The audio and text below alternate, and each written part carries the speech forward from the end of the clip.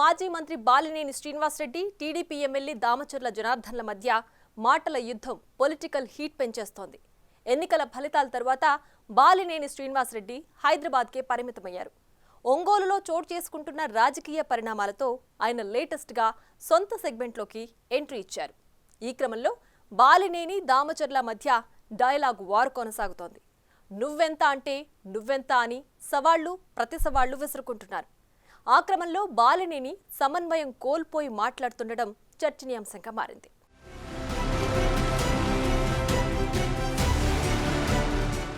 ప్రకాశం జిల్లాలోని ఇతర నియోజకవర్గాలతో పోలిస్తే ఒంగోలు రాజకీయం గత 5 ఏళ్లుగా వాడివేడిగానే సాగుతూ వస్తుంది. రాజకీయ విమర్శల స్థానంలో పదే పదే వ్యక్తిగత దూషణలు సాగాయి. ద్వితీయ శ్రేణి నాయకులు ఆవేశాలకు లోనై పరుష పదజాలాన్ని వాడడం పరిపాటిగా మారింది. అదే సమయంలో టీడీపీ నేత ఒంగోలు ఎమ్మెల్యే దామచర్ల జనార్దన్ నియంత్రణ పాటిస్తుండగా వైసీపీ నేత మాజీ మంత్రి బాలినేని శ్రీనివాసరెడ్డి నియంత్రణ కోల్పోయి మాట్లాడుతుండడం చర్చనీయాంశంగా మారింది.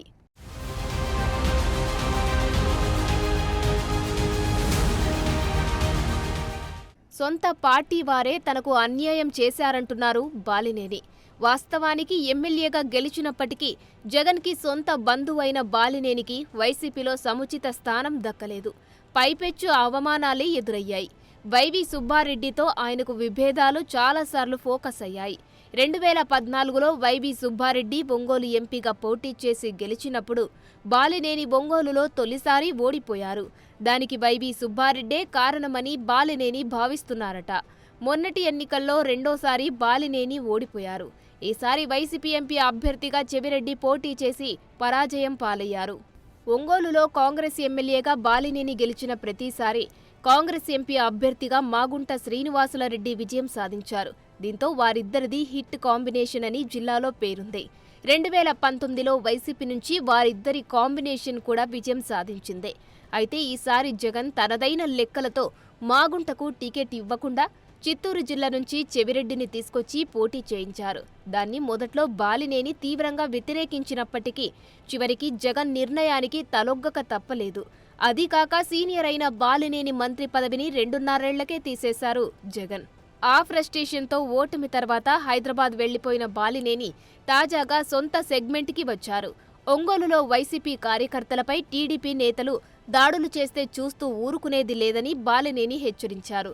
తమ కార్యకర్తల కోసం అవసరమైతే ప్రజా పోరాటం చేస్తామన్నారు. తమ కార్యకర్తల జోలికి వస్తే వాళ్ల సంగతి తేలుస్తామన్నారు. ఎన్నికలకు ముందు ఇవే నా చివరి ఎన్నికలని చెప్పానని, అయితే తమ ప్రత్యర్థులు తిరిగి తాను రాజకీయాల్లోకి కొనసాగేలా చేస్తున్నారని, ఖచ్చితంగా వచ్చే ఎన్నికల్లో ఒంగోలు నుంచే పోటీ చేస్తామని స్పష్టం చేశారు. మమ్మల్ని ఆదరించలేదు, ప్రజలు వాళ్ళకి పట్టం కట్టారు.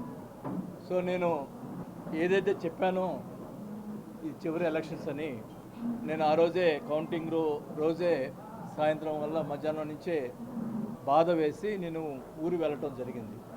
గతంలో మేము ఎప్పుడు 5 సార్లు ఎలక్షన్స్ గెలిచిన తర్వాత ఎప్పుడు కూడా అవతల మీద ప్రతిపక్ష వాళ్ళ మీద ఎప్పుడు కూడా ఓడిపోయిన సంబంధించిన వాళ్ళ మీద ఎప్పుడు కూడా కక్ష సాధింపు చర్యలు చేయలేదు. మంచి పద్ధతి కాదు. నేనైతే వాస్తవానికి ఎందుకులే మనకి ఈ రాజకీయాలు ఇంకా వద్దు అనుకునే పరిస్థితిలో మీరే నన్ను మళ్ళా తీసుకొచ్చారు రాజకీయాలకి. ఈ ప్రతిపక్ష వాళ్ళని కూడా ఈ సభాముఖంగా తెలియజేసుకుంటాను. నేను వదిలిపెట్టను ఒంగోలుని ఖచ్చితంగా.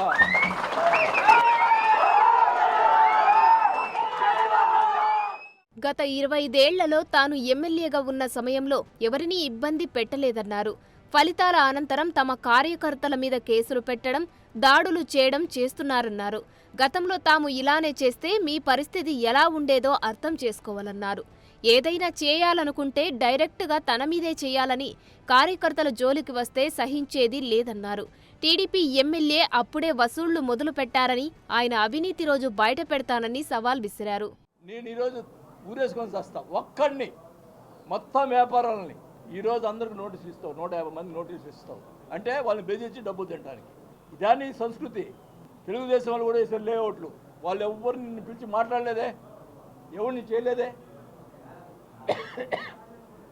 ఈరోజు 150 మంది దాకా నోటీసులు ఇచ్చి వాళ్ళ దగ్గర డబ్బులు గుంజేదానికి ప్రయత్నం చేస్తున్నావు. నేను ఊరుకోను. నీ అవినీతిని ఇంకో ఊరుకోను, రోజు బయట పెడతా, నీ వ్యవహారాన్ని బయట పెడతా. అంటే నేను జనసేన పోతా అని చెప్పి రియాజ్ చేత మాట్లాడుస్తావు. ఎవరు క్యారెక్టర్ ఎట్లా ఉండదో ఎవడెవడు కూడా అందరూ తెలుసు. నాకు పార్టీ, ఇప్పుడు నేను మంత్రి పదవిని వదులుకున్నాను, నాకు పార్టీ నా స్వార్థం ఎప్పుడు చూసుకోలేదు. నేను నా వాళ్ళనుకున్నా, నా వాళ్ళు ఎప్పుడు నేను చేయగలిగిన సాయం చేశాను తప్ప ఎవరి దగ్గర ఒక రూపాయి నేను ఆశించలే. అంతవరకు బానే ఉన్నా సొంత పార్టీలో జరుగుతున్న అవమానాలు, తన అభిప్రాయాలకు విలువ లేకపోవడం వంటి వాటితో మదన పడుతున్న బాలినేని ఆ అక్కసంతా టీడీపీ నేతలపై వెళ్లగక్కారు. రాజకీయ విమర్శల స్థానంలో బూతులు లక్కించుకున్నారు. చెప్పుతో కొడతా అంటూ వినలేని రాయలేని పదాలతో ఊగిపోయారు. సీనియర్ నేత నోటి వెంట జిల్లా రాజకీయాల్లో ఎన్నడూ వినని మాటలు రావడం అందర్నీ ఆశ్చర్యపోయేలా చేసింది.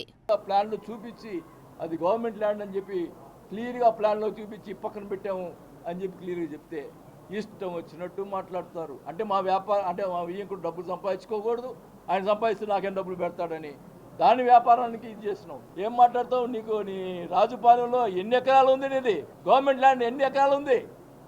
అయినా కూడా నేను ఎప్పుడు మాట్లాడలేదే. ఓకే, నువ్వు తప్పుడోడివి, నేను తప్పుడోడుగా నేను ఒప్పుకోను. ఏదున్నారా నోటీసులు ఇచ్చుకో, ఏమేం చేసుకో, అంతేగాని మనుషులను పంపించి ఆ విలాసు దగ్గరికి పంపించి దౌర్జన్యంగా మనుషులు పంపిస్తావా? చెప్పుతావు కొడతా చెప్తాను. ఏమనుకుంటున్నారు మీరు?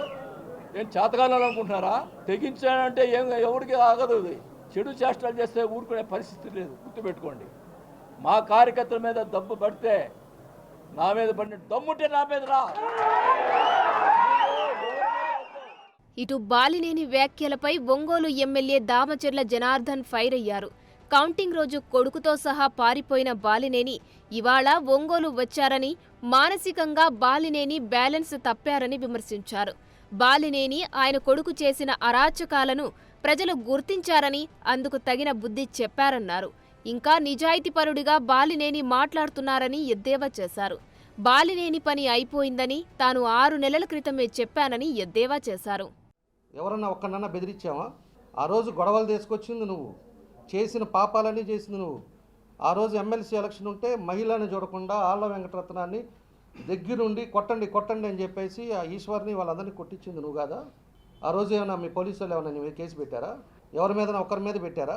మళ్ళీ ఆ తర్వాత మేడికొండ మోహన్ని ఒక ఆడ మనిషి మీ కోడల్ని ఏదో ఇక్కడికి రావద్దమ్మా అపార్ట్మెంట్కి అని చెప్పింది దానికి ఆమెను ఇంటికి పోయి ఇంట్లోపలికి పోయేసి కొట్టించింది నువ్వు కాదా?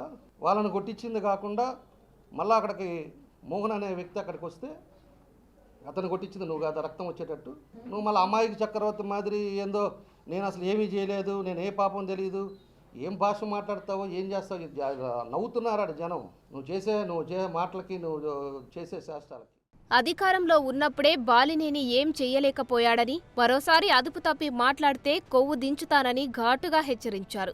కార్యకర్తల్ని వదిలేసి బాలినేని ఆడుకోవడానికి హైదరాబాద్ వెళ్తున్నారని, ఎన్నికల సమయంలో బాలినేని టీడీపీలోకి వస్తానని అడిగితే చంద్రబాబు తిరస్కరించారని, 2 రోజుల క్రితం జనసేనలో చేరేందుకు బాలినేని చర్చలు జరిపారని విమర్శించారు. దాంతో వైసీపీలో తీవ్ర అవమానాలు ఎదుర్కొన్న బాలినేని నిజంగానే ఏ పార్టీలో అవకాశం లేక వైసీపీలో కొనసాగుతున్నారన్న గుసగుసలు ఆయన అనుచరుల్లోనే వినిపిస్తున్నాయి. ఏది ఏమైనా అంతటి సీనియర్ నేత బూతు దండకాలు జిల్లాలో హాట్ టాపిక్గా మారాయి.